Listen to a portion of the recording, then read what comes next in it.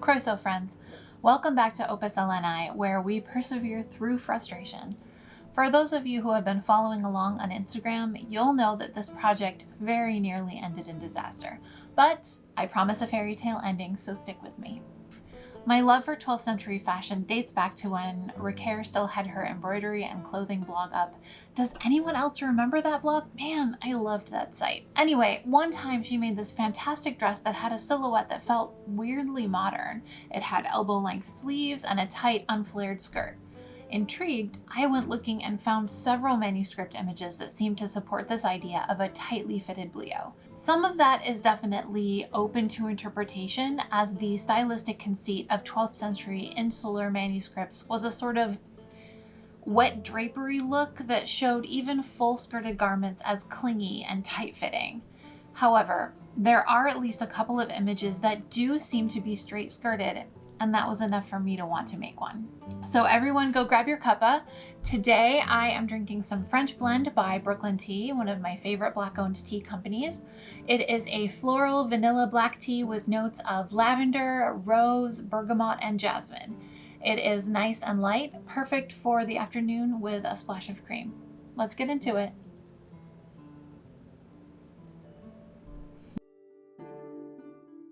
The first thing I do is sketch out my design and cutting diagram. I've had a couple people say they really like seeing this part of the process, and I love that you love it. I'm working on putting together a sewing journal consisting of both printable and digital files for people to log their progress and projects.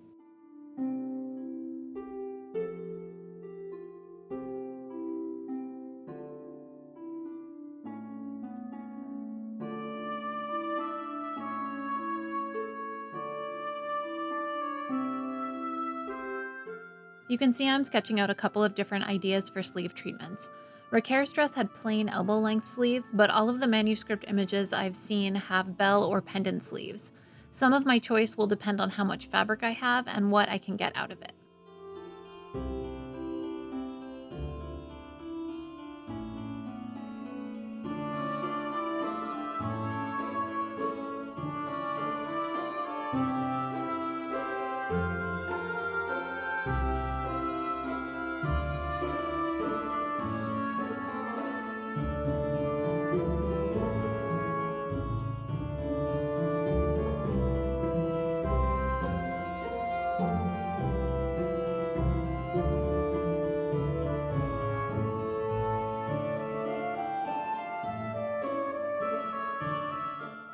I have this scrap of amazing sari silk left over from a Stola Tornado made for themselves a couple of years ago, and I knew I wanted to use the border motif for the neckline and bicep trim.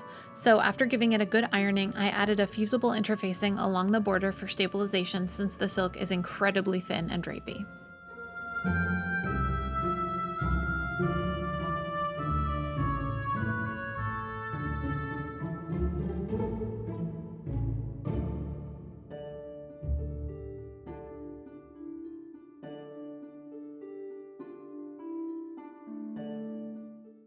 Now to cut the body fabric.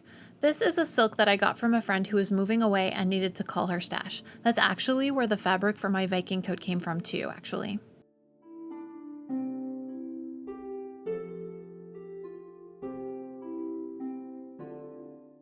Cutting rectangular constructed dresses from fabrics with a strongly visible grain is so easy. I love it. It makes cutting straight lines relatively effortless.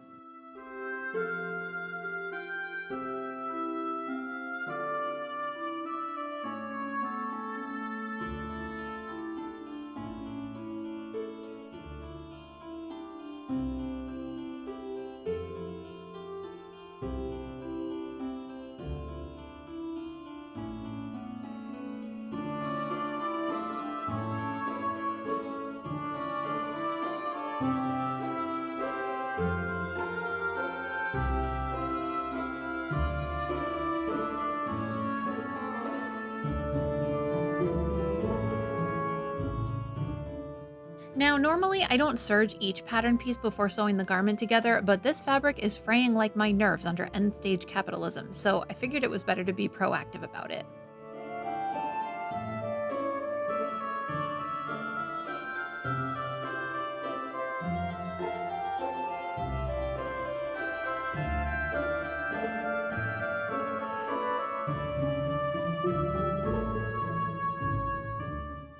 Am I still addicted to sewing on my Singer featherweight? Yes, thank you for noticing. It's just so smooth and easy to work with. I only have a few bobbins right now though, so I have to switch out the bobbin thread almost every other time. That's okay though, it keeps me in practice.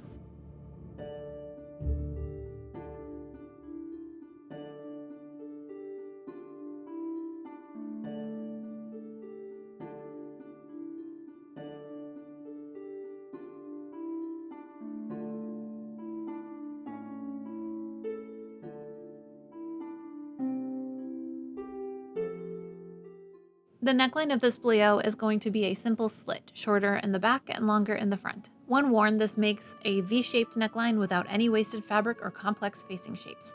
We can see similar necklines in manuscripts, and it works perfectly with a straight sari border.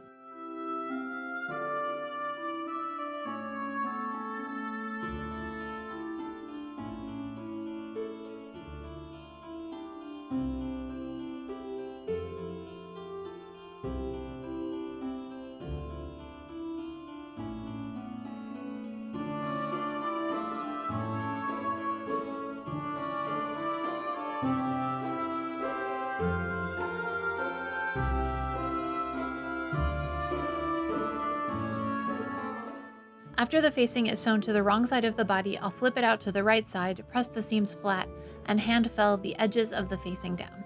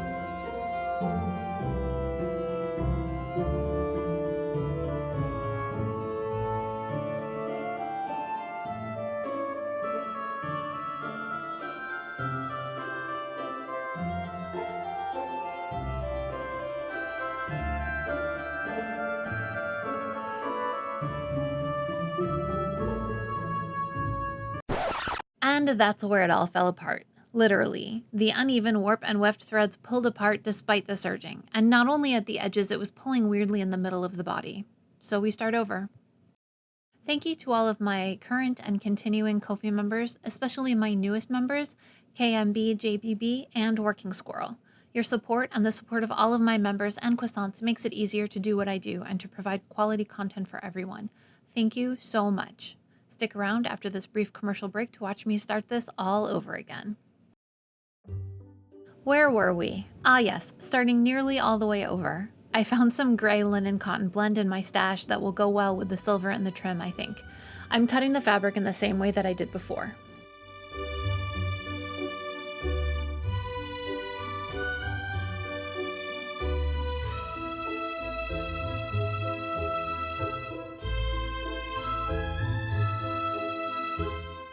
This time I'm going to cut the neckline slit and press the edges open along the seam allowances. Since the collar facing is already sewn together, I'll just sew the entire thing on by hand instead of machine sewing, turning, and then pressing.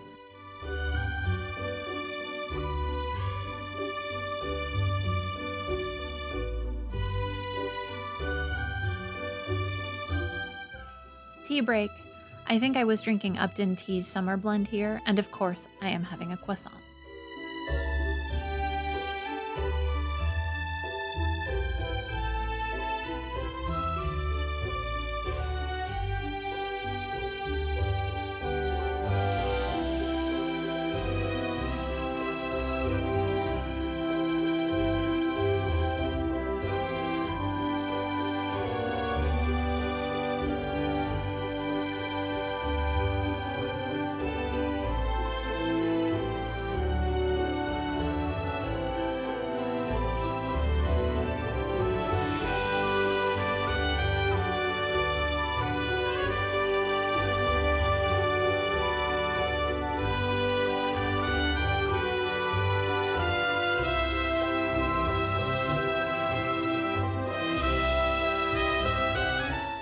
Once the collar is finished, I'll try on the dress with open sides and do some quick and dirty calculations for where the side seams should be.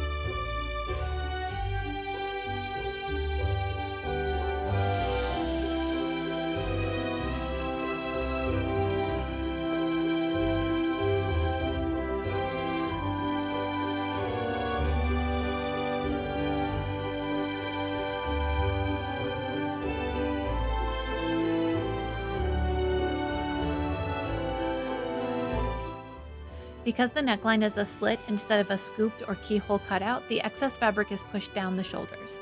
This means that in order for the sleeves to fit how I want them to, I will need to pin them to the shoulders while on and then mark where the seams should fall.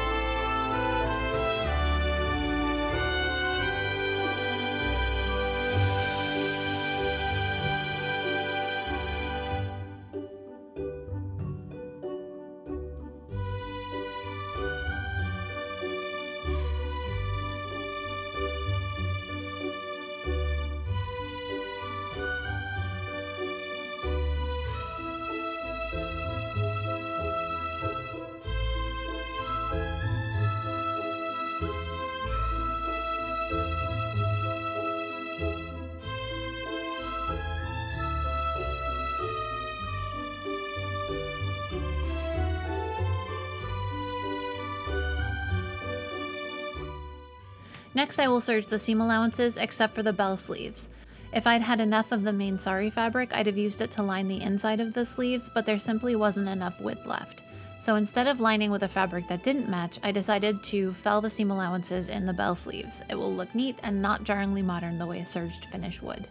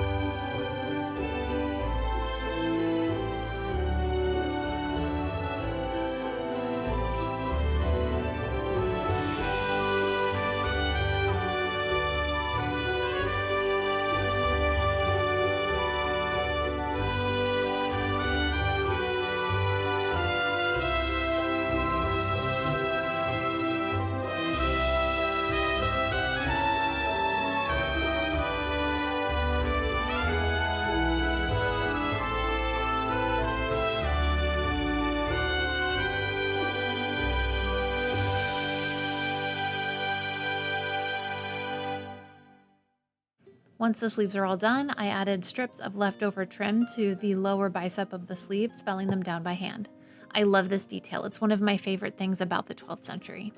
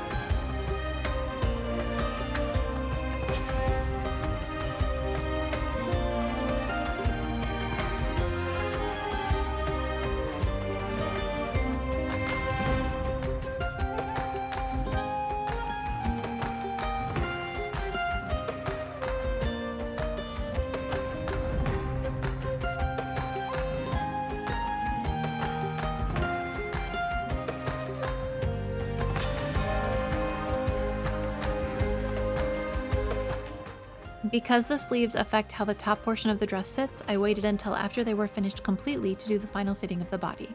I'll start by sewing along that rough calculation of the side seam and trying the dress on inside out.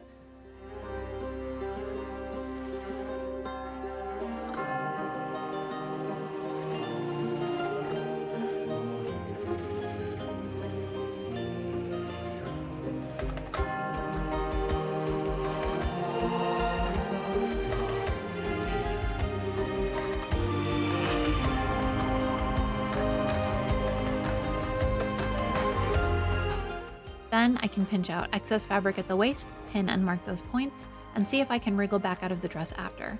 There will be a lot of pinning and trying on and pinching out and sewing from here on out, trying to maintain the balance between a body skimming silhouette and a garment I can get in and out of with no fastenings.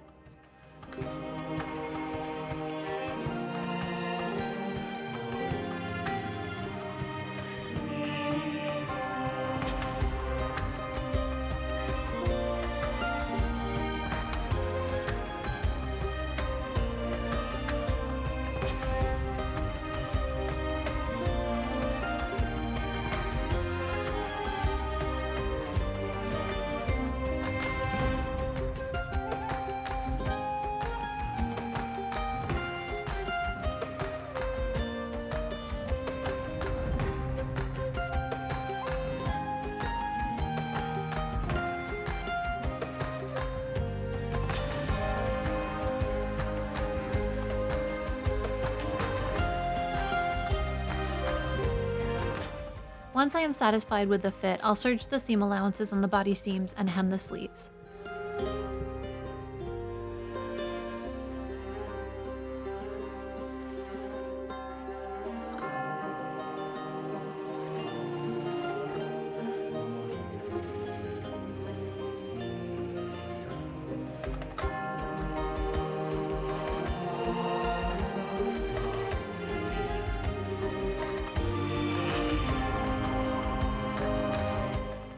I thought the bottom hem looked a little plain, but I wasn't sure exactly what to do about it. So I put up a poll on my Ko-fi page to see whether I should leave the bottom plain or use the remaining sari fabric to trim it. The votes were overwhelmingly for a plain hem. I figure once Tornado fully outgrows their stola, I can harvest the fabric from that to trim the bottom and also line the sleeves.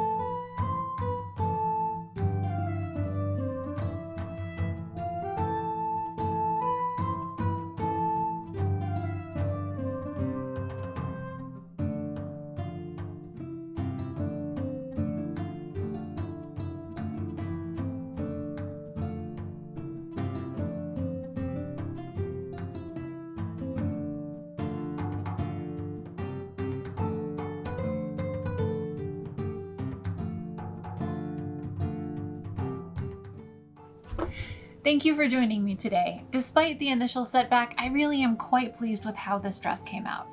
There's something extra satisfying about being able to turn a project fail around and finish with something that I will be proud to wear. And it's always interesting to take a concept or a little-known style from a particular era and figure out how it's made. If you enjoyed this video, be sure to like and subscribe, and click the bell if you like taking your chances with YouTube notifications. If you're interested in finding me on social media, I am at alllll everywhere, and those links, including the Discord, will all be in the description box. I will also post the link to my Ko-fi where you can leave a one-time tip, browse my web shop, or join my membership tiers for additional content and a personal thank you of your very own in my next video. Until next time, be kind, do the work, continue supporting marginalized people, and keep creating. Will!